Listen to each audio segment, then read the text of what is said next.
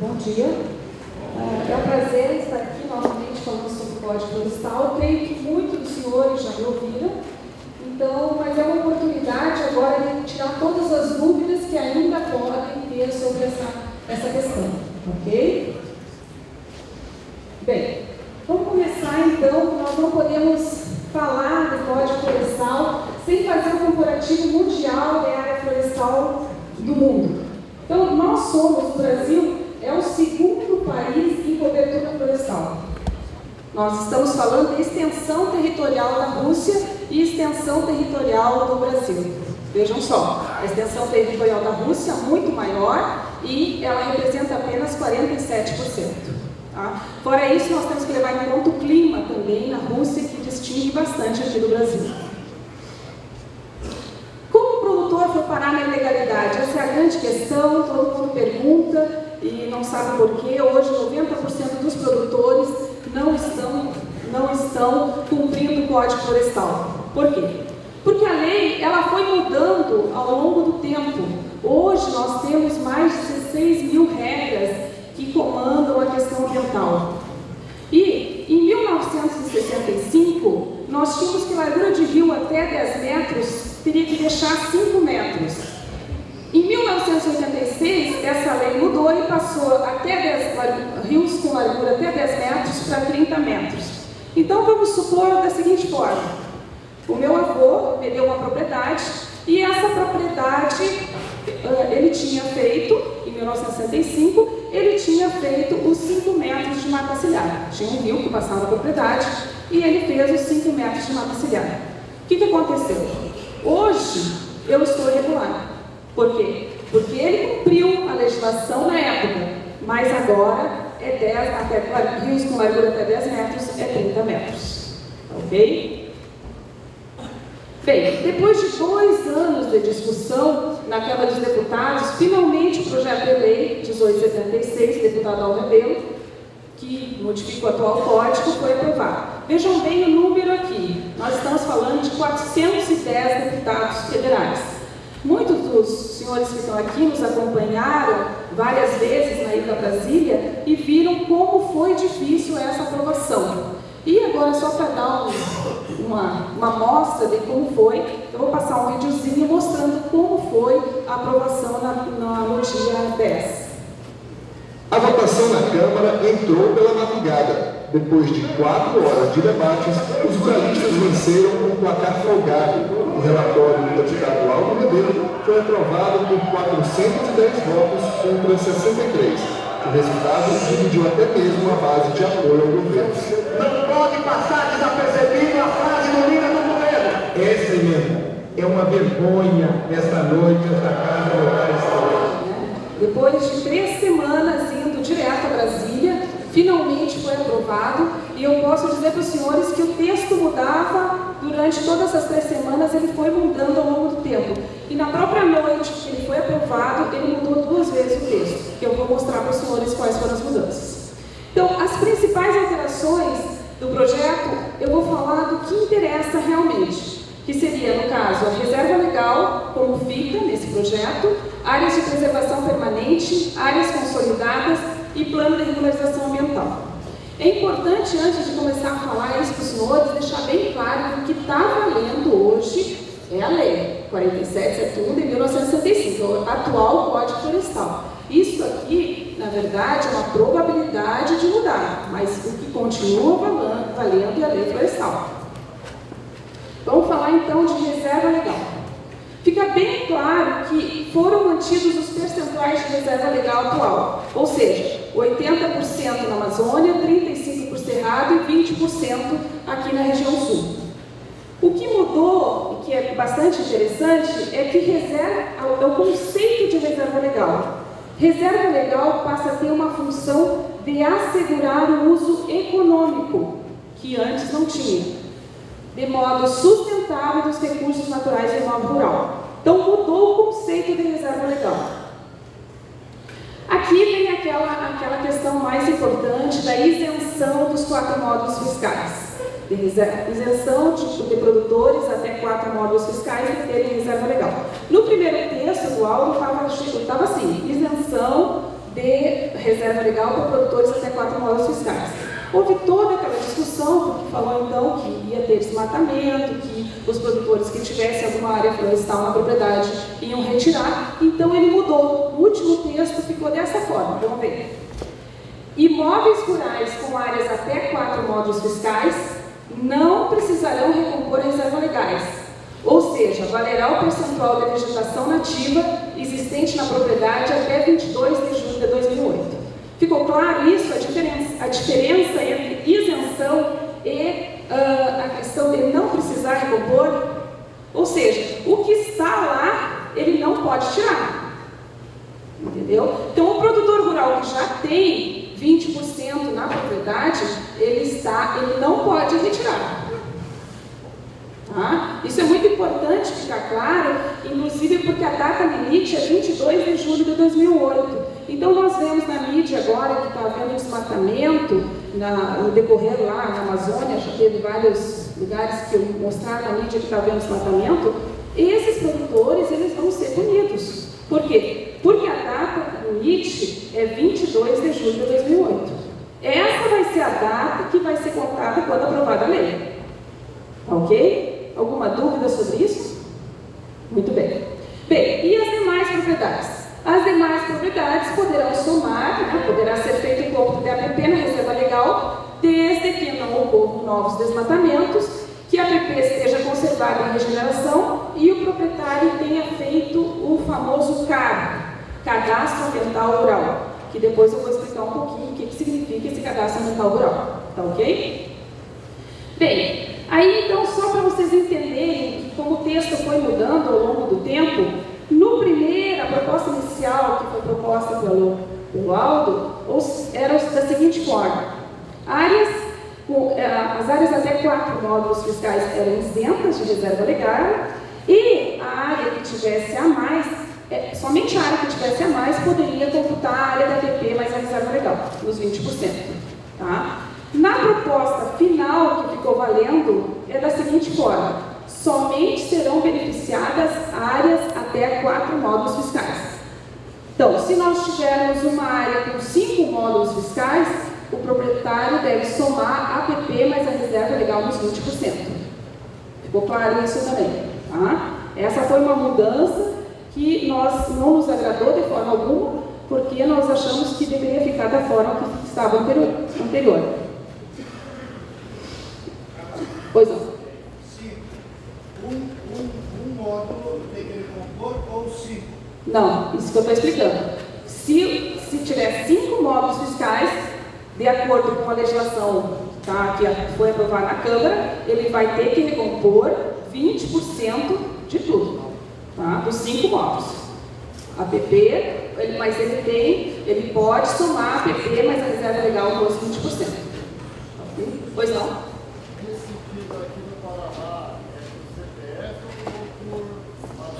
Tá, essa é uma outra dúvida bastante comum que pergunta se é por CPF ou é por matrícula de imóvel, né? Na verdade, o texto ele é bem claro. Ele fala, o texto da Federal ele é bem claro, ele fala imóvel rural. Imóvel rural. Em nenhum momento ele fala em produtor rural e nem CPF, entendeu? É imóvel rural.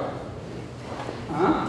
Mas, depois eu vou explicar para os senhores, nós temos aqui a lei, o decreto CISLEG, que aqui estava considerando por CPF. Tá? Áreas até 4, mais alguma dúvida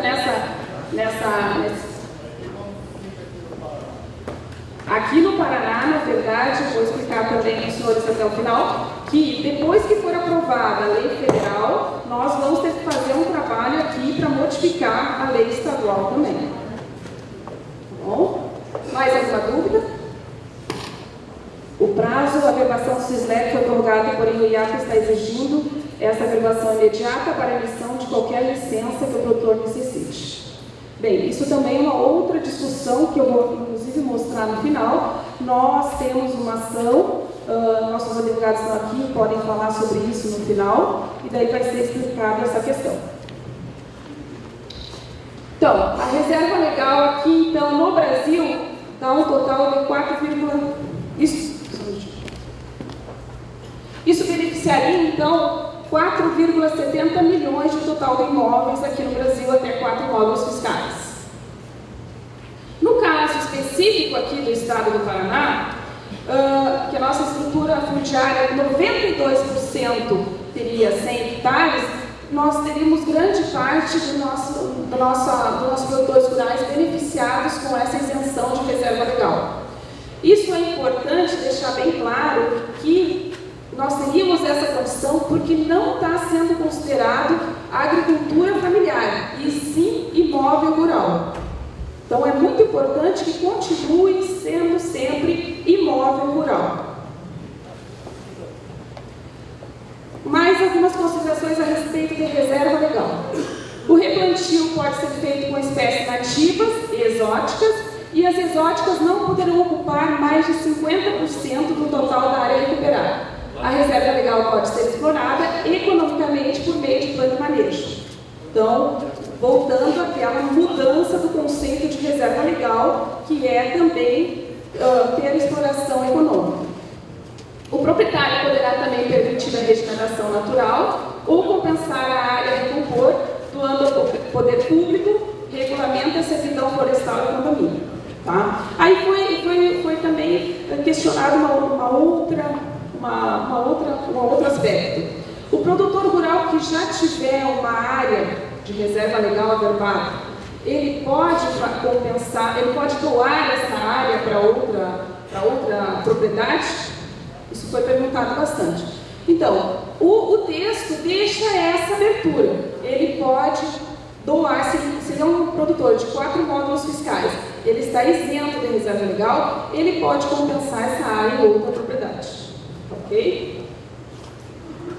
Bem, aqui então foi uma outra mudança que teve, bastante interessante, que as áreas que forem usadas para compensar essa reserva devem ter extensão igual ao trecho compensado e estarem localizadas no mesmo bioma da reserva, ainda que outro estado. Vocês lembram como é que era antes, né? Tinha que ser o mesmo bioma, mesma microbacia geográfica, e aqui, especificamente no nosso estado, tinha que ser no mesmo agrupamento do município. Isso aí foi dado através do CISLEC. Nós tínhamos que compensar, manter essas 3 para poder compensar a reserva legal. Agora, somente no mesmo bioma e ainda pode ser no outro estado. Ok?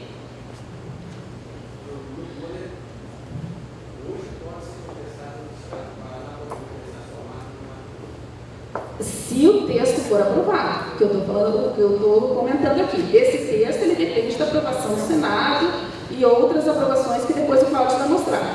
Mas hoje continua valendo a lei que não pode. Ele tem que ser no mesmo bioma, mesmo agrupamento do município e na mesma microbacia geográfica. Ok? Bem, então, a respeito da reserva legal, o que mudou basicamente foi isso. Tá?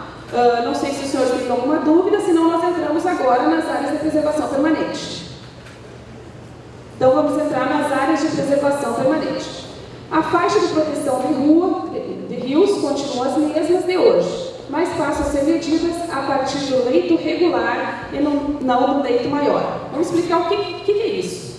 Na verdade, antes, quando ia qualquer fiscal do IAP na propriedade, ele ia fazer a fiscalização lá. Se tinha qualquer riozinho que tinha passado lá por uma questão que choveu muito, aquilo era considerado área de preservação permanente. Agora, a área de preservação permanente passa a ser regulamentada somente pelo leito maior, ou seja, aquele que passa água durante o ano todo. Tá? Ficou claro isso? Tá bom. As larguras de rio continuam as mesmas, menos de 10 metros, 30 metros, de 10 a 50 metros e os demais que estão aqui. Não mudou absolutamente nada isso. Tá? Continuam as mesmas larguras de rio, e isso é uma questão que também a federação gostaria de discutir um pouco mais, porque nós não concordamos ainda com essas larguras de rio. Rios de até 10 metros de largura é permitida a recomposição da metade, ou seja, 15 metros, considerando a data de 22 de julho de 2008. Isso nós estamos considerando, então, áreas consolidadas. Elas vão ter que passar por um plano de regularização ambiental e somente depois de passado pelo plano de regularização ambiental, pode ser autorizado então a recomposição, em vez de 30 metros, somente 15 metros de área de APP para rios com larguras até 10 metros. Somente para rios de larguras até 10 metros. Ok? O projeto não considera a área de preservação permanente as várzeas fora do limite em torno dos rios. Então, fica valendo que várzea fora dos limites de APP não é mais considerado área de preservação permanente. Agora vamos falar então da grande discussão que os senhores ouviram, né, que os deputados não concordaram. Os senhores viram lá que nós tivemos 434, aqui nós tivemos para aprovação da emenda 164, somente 273 deputados votaram a favor da autonomia dos estados para legislar sobre as questões ambientais e também de considerar áreas consolidadas. Mas essa emenda, ela deixa bem claro quais são as hipóteses para considerar áreas consolidadas. Quais são elas? 3 são a hipótese para a manutenção das atividades consolidadas até 22 de julho de 2008. Então, essa data é muito importante, é 22 de julho de 2008. Tudo que for feito depois dessa data não é considerado área consolidada. Situações de utilidade pública, de interesse social ou de baixo impacto ambiental, prevista em lei. Atividades agro-silvopastorios, ecoturismo e turismo rural. E outras atividades estabelecidas no Programa de Regularização Ambiental previsto no novo Código Florestal. Na verdade, esse Programa de Regularização Ambiental é que vai regulamentar quase tudo que vai ser considerado áreas consolidadas ou não. Tá?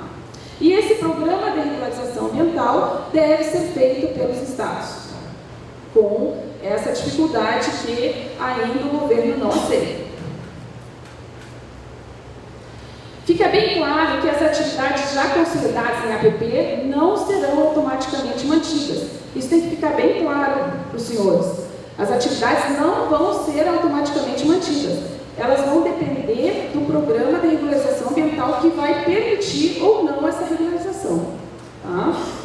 Então, novamente, o texto aprovado não libera automaticamente e definitivamente a quantidade de toda e qualquer atividade agrícola realizada em área considerada de preservação permanente.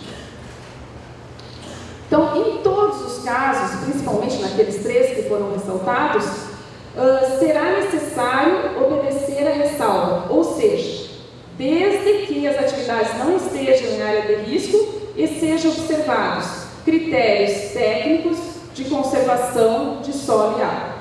Então, o que vai mandar é essa frasezinha aqui, ó, critérios técnicos de conservação de solo e água. Ok?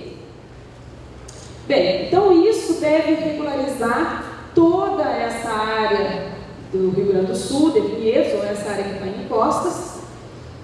Deve regularizar as maçãs e granjas de Santa Catarina, café da região de Guaxupé e também café, inclusive aqui do nosso estado. E o senhor Clotes aqui, que tem um palmo de rio, de largura de rio, e que, se ele for beneficiado com o programa de regularização ambiental, ele pode fazer 15 metros de APP. Também a questão da situação da colônia de Marsum, que hoje ela tem uma área de 11.000 hectares, ela vai perder 2.000 hectares, o uso de ocupação solo atual é de 60%, cumprindo o Código Florestal fica em 43%, 43 famílias teriam que sair da colônia Marsum, e 10,1 milhões de litros de leite deixariam de ser produzidos por ano. Por quê? Ó, só dá uma olhadinha aqui como é a situação de Uitumarsum. Ela simplesmente é cheia de rios. Cheinha de rios. Tá ok? Então tá. Agora então já falamos de reserva legal, de áreas de preservação permanente, Agora vamos falar então do plano de regularização ambiental. O que é esse plano de regularização ambiental?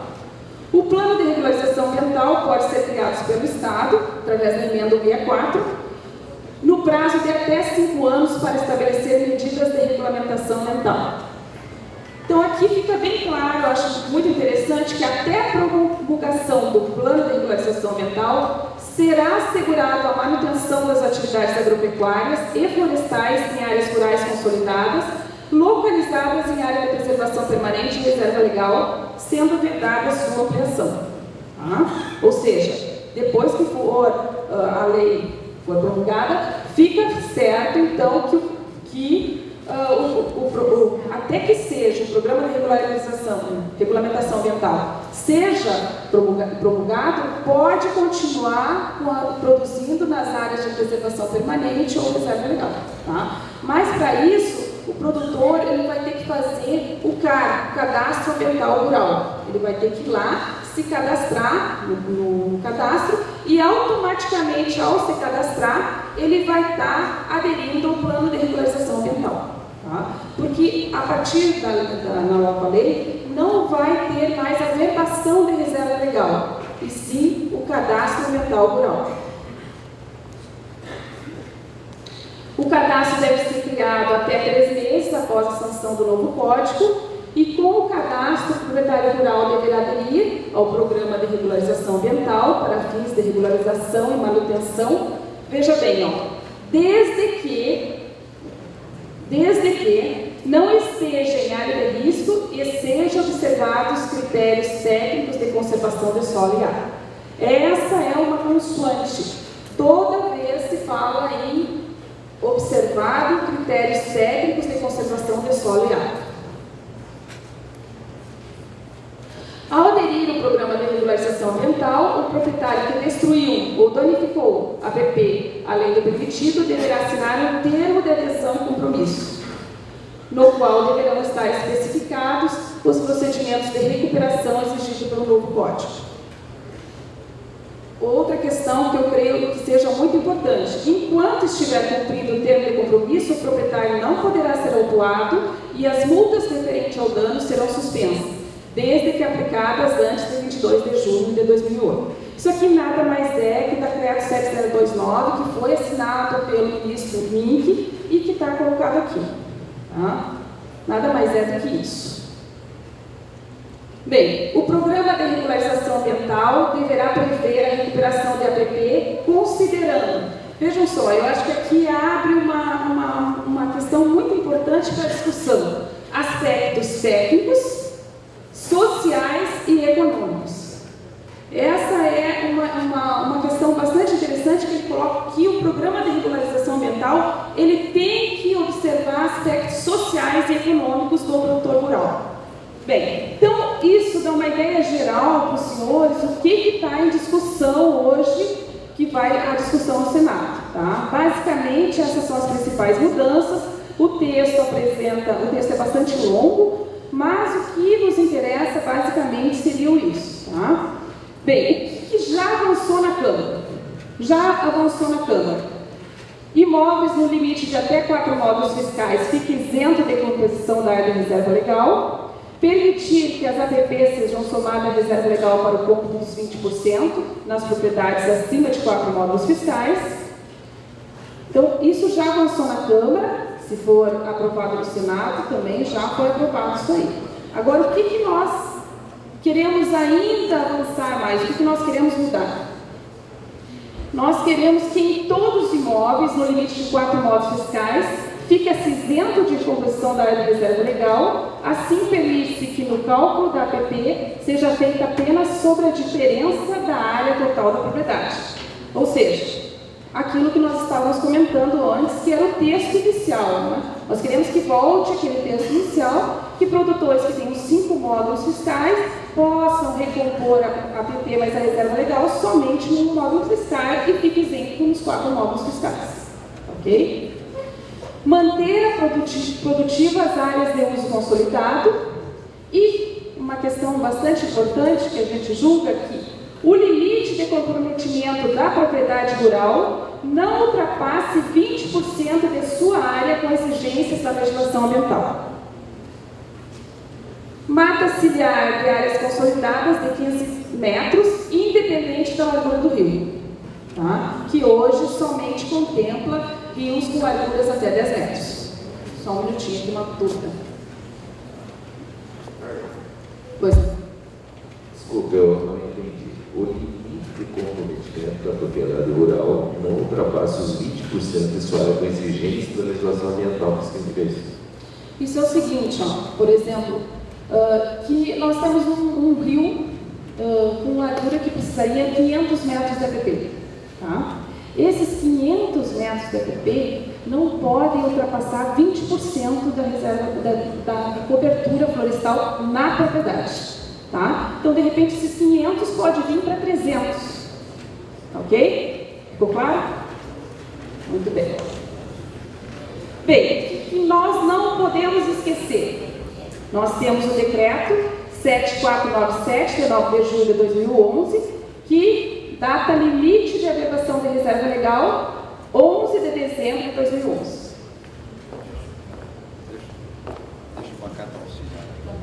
Tá, invertendo o exemplo, é o seguinte: se você tem 20 hectares, você não pode usar mais que 4 para a reserva legal.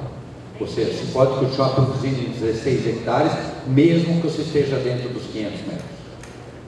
Tá? Se você tiver 100 hectares, bom, aí você pode usar 80, a reserva só pode comer no máximo 20 hectares. É só para dar um exemplo inverso, que aí acho que não há dúvida. É isso?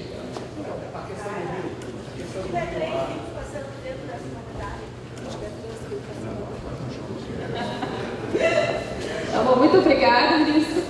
Vamos lá, então. Qual a dúvida? Tá. Então, vamos considerar ter 3 rios passando dentro da propriedade. Vamos fazer os 15 metros de APP em cada rio. Tá? E não pode ultrapassar os 20%. Tá? O senhor tem alguma dúvida?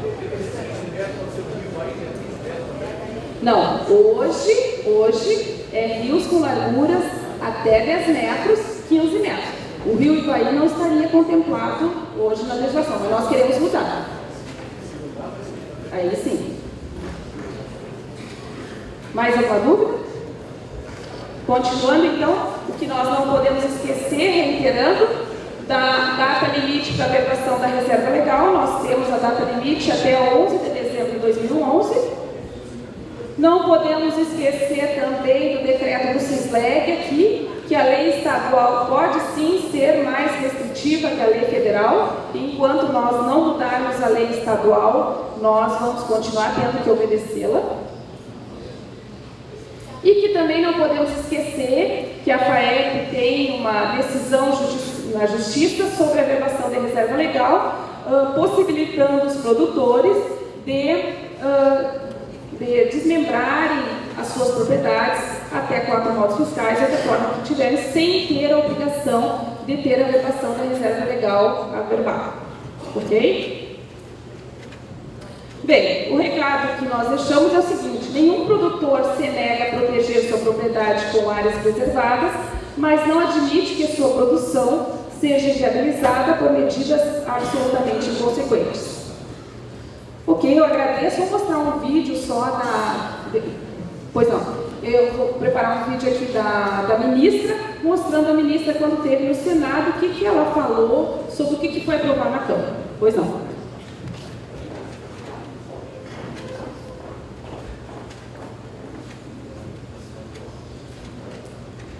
Eu queria saber alguma expectativa a respeito, principalmente da nossa região centro-sul aqui do estado, onde já foram averbadas áreas de reserva, fora das APPs, e além disso tem mais áreas de cobertura florestal, fora das APPs, fora a reserva de área. Se existe alguma expectativa disso aí poder ser alterado na própria averbação, ou até a possibilidade de abertura de novas áreas, pelo jeito, 5 anos não. Olha, na verdade isso vai depender muito depois de como vai ficar essa questão aqui do CISLEG no estado, tá? Mas o projeto de lei, ele prevê que aqueles produtores que têm uma área excedente possam ser beneficiados com pagamentos de serviços ambientais. O projeto de lei também tem essa previsão, ok? Então, a princípio ainda, nós teríamos só essas possibilidades. Porque uma vez averbada a reserva legal, muito difícil de tirar, né? Mas veja bem, isto é agora.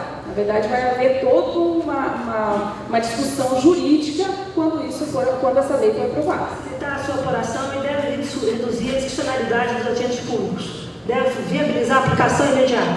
Necessário ouvir a sociedade. Lembro que a pesquisa de opinião publicada recentemente nesse país mostra que 80% da população brasileira não aprova a redução da proteção de florestas. E não acho que a intenção seja reduzir a proteção de florestas. Tá? Porque o debate na Câmara foi marcado sempre pela expressão de que nós não queríamos ter novos desmatamentos para associados à agricultura. Isso era quase um mantra, era uma diretriz política do deputado Aldo, que ele insistiu o tempo inteiro. Importante, além de agricultores, ouvir cientistas, setor florestal, os jovens chamam a atenção que está aparecendo no debate de redes sociais para os futuros governadores. Tá? Além disso, a lei deve tratar de um patrimônio florestal do país. Ela não está tratando de uma riqueza ecológica segmentada, não. É um patrimônio do país. Por isso, ela é uma lei, as florestas são de interesse público. A lei não é só para hoje. Deve ter uma visão intergeracional e deve ter um olhar futuro, como eu já ressaltei. E, finalmente, a lei deve necessariamente explorar todos os instrumentos, fortalecer os instrumentos de controle, aqueles que estão mal colocados, mas, fundamentalmente, definir novos instrumentos de natureza econômica, instrumentos de fomento que possibilitem a mudança do patamar. A lei deve criar mecanismos para proibir novos desmatamentos ilegais e estimular a recuperação de áreas degradadas, isso é fundamental. E o Código, como norma geral, deve orientar a atuação harmônica e integrada dos entes da Federação. Ele não deve fomentar conflitos entre os Estados. Isso é absolutamente estratégico.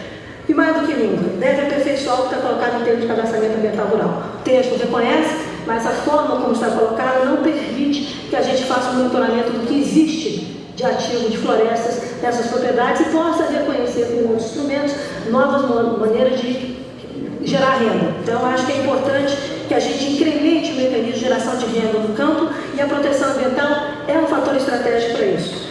E, finalmente, deve reconhecer a coordenação e a integração entre políticas públicas. Então, eu fiz aqui, obviamente, eu tenho várias notas, mas eu procurei fazer aqui um apanhado do que foi as discussões, do que são os pontos que nós enxergamos com mais sensibilidade, existem outros tantos, mas acho que isso será fruto, obviamente, do debate e da interlocução que esta casa conduzirá nos próximos meses. Então, obrigado pela atenção e desculpe ter me estendido o tempo.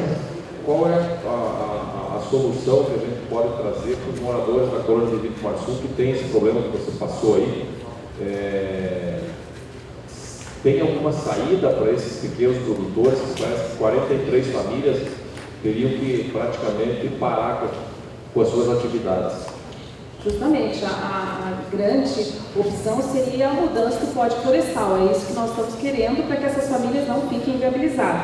Pelo menos que elas possam, nessas áreas de APP, compensar com 15 metros. Tá? Ou, até mesmo, passando pelo plano de regularização ambiental, como ele vai ter que ver aspectos econômicos, sociais e técnicos para tentar uma adequação dessas famílias. Porque está mexendo também na questão econômica e social. Mais alguma dúvida? Pois não?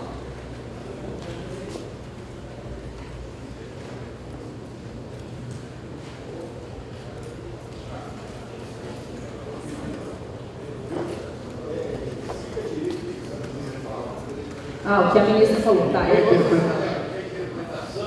Tá bom, eu vou falar o que a ministra falou. Só vou esperar a Nelson fazer a pergunta, daí eu dou uma tradução ali o que a ministra falou. Você já sabe que eu não sei mexer com microfone, você mexer com inchado, então eu não escrevi essa palavra. Cara, você que prevalece a lei de 1965.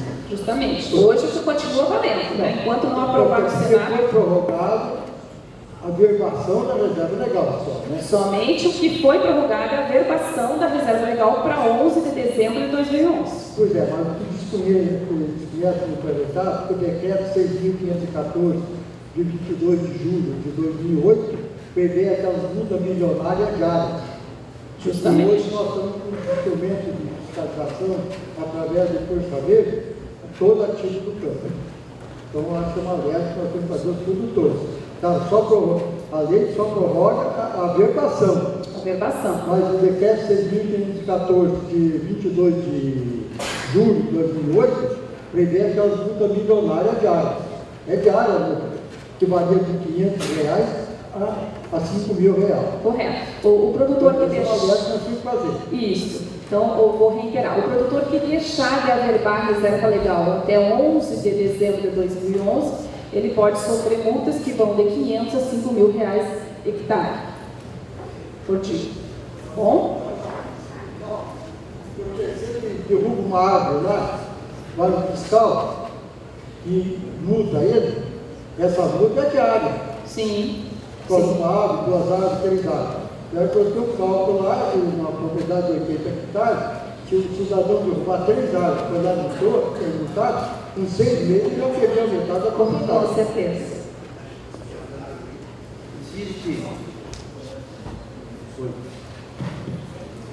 Existe, por exemplo, as ONGs que trabalham em cima de nós, produtores rurais. Em cima das áreas urbanas, quem defende elas que não se vê comentários sobre reserva, sobre limites? Pois é, a FAEP fez um trabalho, vocês devem ter conhecimento, né? Mostrando que quem polui são as cidades. Na verdade, os produtores rurais, a área rural limpa os rios que vai para as cidades e a cidade que polui. Hoje, o atual código, o código que vai ser aprovado, né, se for aprovado, ele prevê somente na questão rural. Ele não fala nada da questão urbana. Okay? Então, na verdade, cabe realmente uma discussão maior a respeito da questão urbana. Mais alguma coisa? Aqui, então, só para explicar. Pois não. Aqui. Hoje, no interior, existe a grande preocupação do agricultor o que fazer. Diante dessas condições aí que foi amplamente discutido e apresentada para você, o que você recomenda para o produtor? Agora você respondeu ali que aquele que não fizer a averbação da reserva legal até dezembro, ele pode ser multado. Mas diante dessa mudança aí que pode haver, o que você recomenda que seja orientado o produtor? Bem, ficando bem claro que a decisão é sempre no produtor rural, mas as áreas de preservação permanente, essa nós não estamos discutindo mais, essa nós temos que fazer. Pelo menos os 15 metros de APP, esse aí toda propriedade rural vai ter que ter. Tá? Não falando que pode ser 30 numa largura de rio até 10 metros. Mas a área de APP nós já temos que começar a fazer de imediato. Mas a averbação da reserva legal, até mesmo porque vai cair, nós podemos aguardar e fazer primeiro, já ter uma ideia na nossa propriedade, fazer um diagnóstico da propriedade. Então vamos supor assim, eu vou ter que ter 20% de reserva legal na soma da APP mais os 20%, quanto que eu já tenho hoje? Tá certo? Então eu vou ter que ter 20%. Então quanto que eu já tenho hoje? Essa é a pergunta que nós temos que fazer na nossa propriedade rural. Carla? Pois não? A questão da compensação da reserva legal. Aqui. Hoje a compensação da reserva legal fala dentro do mesmo bioma, até em outros estados. Na verdade, nós estamos dentro da Mata Atlântica. Exatamente. O que é considerado hoje, a gente tem até dentro do município e dentro de microbacia. O secretário de Meio Ambiente se coloca, inclusive, que ele pretende já uma colocação até mais liberal, que o estado seria considerado como duas bacias, 2 biomas. Na verdade, essa mudança acaba com toda essa colocação, compensa no estado inteiro e compensa nos outros estados. Então, veja bem, vamos considerar que aqui nós temos todo o decreto do CISLEG, tem toda aquela questão de corredores de biodiversidade, onde não pode nem sequer compensar em outra propriedade, tem que ser compensado na própria propriedade, né?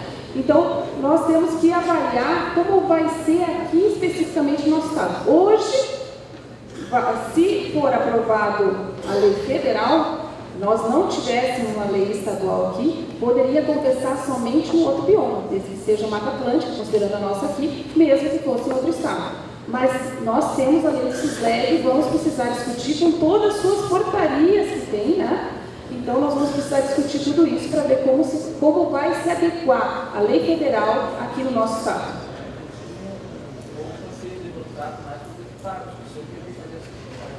Com certeza. Mais alguma pergunta aqui? Aqui, ó. Eu só queria saber assim, eu tenho uma área que eu tenho, são 20 alqueires.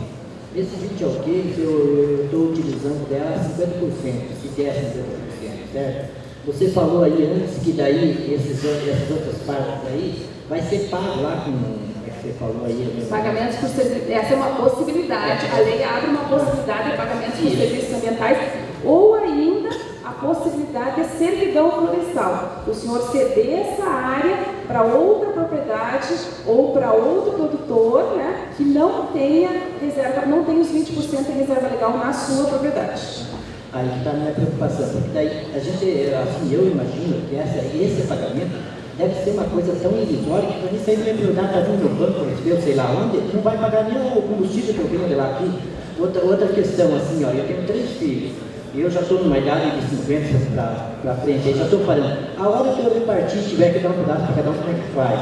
A outra questão, assim, ó, por exemplo, o meu vizinho tem a mesma área, só divisa, o mesmo sistema todo. Ele está vendendo uma propriedade lá dele, por exemplo, por 30 mil reais, a minha está valendo só 10, porque está cheio de massa e ninguém vai me comprar essa área, como é que faz? Isso. Eu creio que essa questão do pagamento por serviços ambientais vai abrir uma nova frente de discussão, e hoje, inclusive, estava conversando com o Gustavo, que ela é preciso ser compensatória para o produtor mesmo. Então vai ter que fazer uma discussão em cima disso que tenha realmente uma vantagem. O produtor não pode ser pago qualquer quantia irrisória que não vai compensar nada. Então, essa lei, quando for realmente feito dessa forma, ela deve ser novamente discutida para ter um benefício vantajoso para o produtor rural. Arla, uma pergunta aqui. Aqui. Fala-se então na mata ciliar aí de propriedade rural.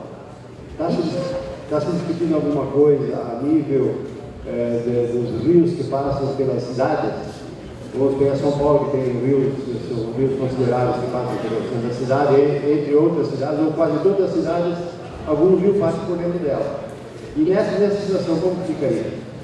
O projeto de lei, ele discute basicamente a questão rural. Ele não fala das questões urbanas, né? Pois é, mas aí que vem a questão. A poluição, uma grande parte dela é provocada pelo cidadão urbano, né? E quem tem que recompor, quem tem que cuidar, quem tem que destinar parte da sua propriedade para manter o meio ambiente é o produtor rural. Então, eu acho que é uma questão muito complicada aí nesse sentido, de que está se preservando o meio ambiente só no campo, ou fazendo o produtor arcar com esse custo, e o cidadão urbano só tem os benefícios e não tem compromisso nenhum. Com certeza. O urbano quer que o produtor rural cuide das suas áreas de preservação permanente, mas quando eu dou palestra, principalmente na área urbana, eu falo, eu faço uma pesquisa e poucos respondem, quem de vocês separa o seu lixo? A maioria não separa, entendeu? O urbano está preocupado com a questão ambiental, mas ele não faz a sua parte dentro da... Quem de vocês deixa de ir de carro uma vez por semana para não ter poluição? Ninguém faz, entendeu? O urbano quer que realmente seja feita a questão ambiental, mas com o produtor rural. Essa é uma verdade que nós temos que acompanhar. Mais alguma dúvida? Senão vou passar para o meu colega Cláudio, que vai falar um pouquinho também. Pois não? Pois não? Carla, se me permitir. Pois não. Eu acho que o Brasil está doente. Está doente de curar o planeta. O doutor Aisler tem mandado lideranças para fora, para a gente ver o que está acontecendo no mundo. No Brasil se criou uma coisa agora, só se fala em preservar o planeta, salvar o planeta, e é o que o Greenpeace e o WWF querem. E o interessante é que nós incorporamos essa ideia e ninguém luta para combater essa ideia sistemática que está acontecendo. No mundo inteiro não se preserva mais que 3%. Se nós pensamos em preservação ambiental, eu gostaria de saber se existe algum legislador no Brasil que está tomando alguma atitude com relação ao plástico, o maior criminoso ambiental que nós temos. As PETs, as sacolinhas e todas as embalagens de alimento em plástico. E nada é perecível, muito pouco é biodegradável. E eu tenho visto colegas meus lutando para preservar o planeta. Eu acho assim que nós estamos sofrendo uma doença. Nós não precisamos lutar para preservar o planeta dessa forma que está sendo feito. É um absurdo 80% da Amazônia, um absurdo 35% na região central. O mundo inteiro está vivendo e respirando muito bem, vivendo na beira dos seus rios, explorando a agricultura e riqueza na margem dos rios, vivendo espetacularmente, ganhando muito dinheiro, bem melhor que a nossa situação brasileira. E nós estamos aqui comungando com as ideias que nós temos que conservar. Nós temos que pôr na cabeça os nossos representantes do governo, que eles estão lá para nos representar e fazer aquilo que é importante para a sociedade, não o universo. Os nossos representantes foram eleitos para fazer aquilo que é importante para a sociedade. E, no entanto, o que está acontecendo é que nós estamos mendigando aos legisladores para que nos apoiem numa coisa que eles têm obrigação de fazer o melhor para a sociedade. Era isso. Eu tenho uma reserva legal de 26%. Só que eu não tenho esses 30% de arroios que nascem em temporada de chuva e que logo eles diminuem de tamanho. No meu caso, o que eu tenho que fazer? Eu tenho, mesmo tendo 26% de mata, eu ainda tenho que plantar esses 30% desses arroios? Não, eu só não entendi o seguinte. A senhora disse que tem algumas áreas, alguns córregos de água que passam só em determinado tempo do ano. Não, eles continuam, só que eles ficam grandes durante a temporada de chuva. Depois eles diminuem de tamanho. Nesse caso, eu tenho que, mesmo tendo 26% de mata, de reserva legal, eu tenho que fazer a mata auxiliar nesses arroios, nessa metragem que está... Bem, a senhora teria, hoje, com certeza a senhora teria, mas com o programa de regularização ambiental, ele vai ir na sua propriedade e vai determinar se a senhora precisa ou não fazer, mas muito certamente a senhora precisará fazer. E esses 6%, eu tenho 20%, esses 6%, eu não posso usar dentro da propriedade como valande para cerca, não posso tirar nada. Depende de como é que foi feito. Pode ser feito um plano de manejo florestal. Esse plano de manejo florestal pode ser feito através do engenheiro agrônomo ou engenheiro florestal, e daí montar um plano que a senhora pode retirar, ele tem que ser aprovado pelo IAP, e se ele for aprovado, a senhora pode fazer a retirada e depois colocar novamente. Tá? Depende do plano de regularização, do plano de manejo. Tá, ok? Então, foi feita uma pergunta aqui em relação aos lagos artificiais para fins de geração de energia elétrica, como fica hoje, né? Então, a questão é a seguinte, ela fica da seguinte forma, ou seja, os 100 metros de APP que hoje está se discutindo bastante, até quem tem acompanhado mais isso é o meu colega Cláudio, no projeto de lei, quem tem que adquirir esses 100 metros é a empresa que fez a usina, tá bom? Então ficaria assim da seguinte forma. Mas, pois não. As lâminas da água de até 20 hectares, se elas não forem provenientes de barramento de rio, elas são isentas de APP. Mas se você tem um açude que você barrou o rio, daí você vai ter que fazer APP. Isso é uma regra imposta pelo CONAMA, mas que está presente também no projeto de lei. Se for barramento de rio, tem que ter APP. Se você fizer um açude artificial para criação de peixe, por exemplo, você precisa. Então tá, vou agradecer aos senhores e vou passar então para o meu colega Cláudio. Muito obrigada. Desculpa, estava esquecendo. Então, a ministra, o que a ministra quis falar? Na verdade, na COP15, COP16, o Brasil se comprometeu em diminuição de CO2, de 32% a 33%.